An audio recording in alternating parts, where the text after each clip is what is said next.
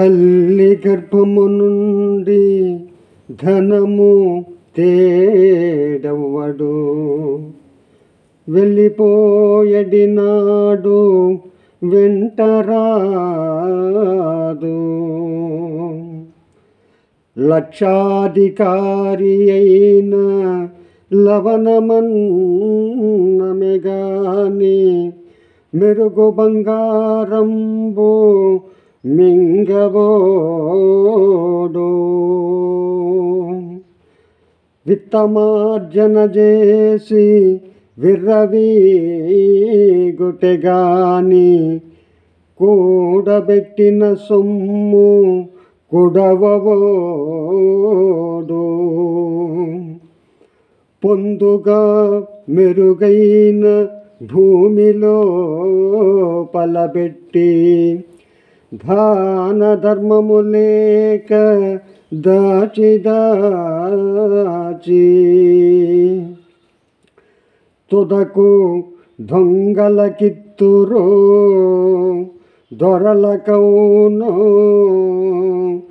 తేనె జుంటి గలియవా తిరువరులకు. భూషణ వికాస శ్రీధర్మపుర నివాస దుష్ట సంహార నరసింహ దురిత దూర.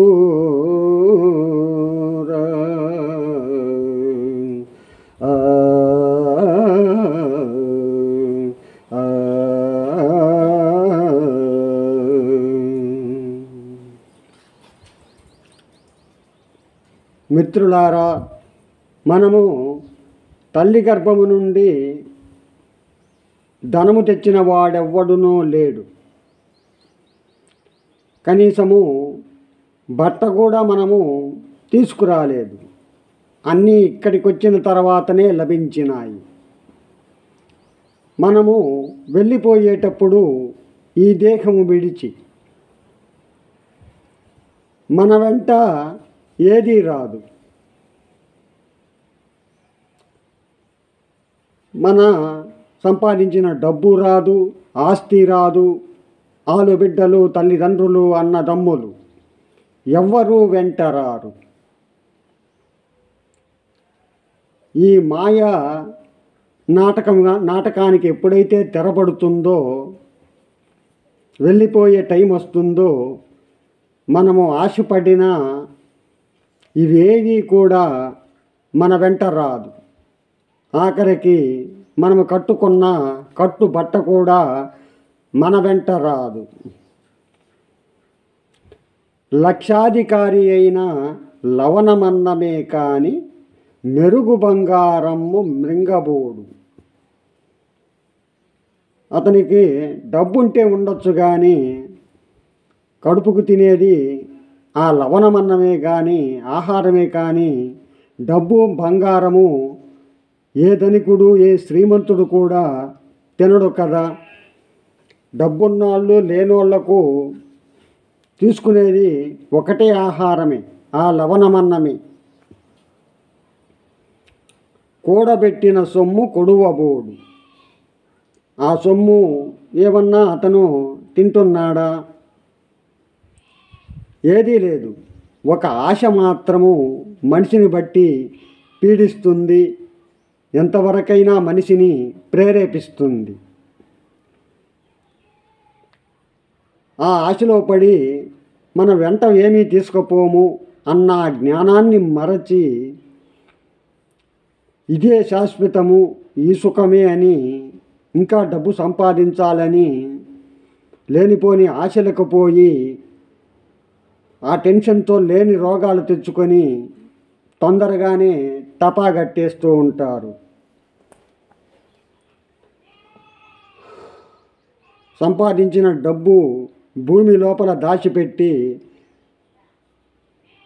దాన ధర్మాలు చేయక నాది నాది అని అహంతో ప్రాకులాడి తుదకు నీది ఏదీ కాదు అని తెలుసుకునేసరికి ప్రాణవాయువులు అనంతవాయువులు కలిసిపోతాయి. అప్పటికి కూడా కొంతమంది తెలుసుకోలేరు. రేపు చనిపోయేవాడికి కూడా ఈరోజు బ్రహ్మాండమైనటువంటి ఆశ ఉంటుంది. ఎందుకంటే భగవంతుడు చిత్రంగా ఒకటి పెట్టాడు. మనకు మరణం ఎప్పుడు సంభవిస్తుందో మనకే తెలియకుండా పెట్టాడు. మరి ఈ కూడబెట్టిన సొమ్ము, దాచిపెట్టిన సొమ్ము దొంగలకిత్తురో లేకుంటే దొరల పాలవును, అది ఎవరికి చెందుతుందో. సొమ్ము ఒకటిది, సోకొకటిది. తేనెటీగలు తేనెను సంపాదించి పెట్టెలో పెట్టుకుంటాయి. లాస్ట్కి ఏమవుతుంది? అది మన పాలవుతుంది.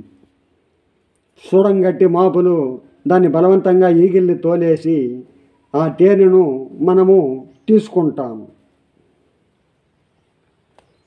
కవులు ఈ విధంగా మనకు ఎంతో జ్ఞాన సంపదను మనకు అందిస్తున్నారు ఇలాంటి పద్యాల రూపకంగా.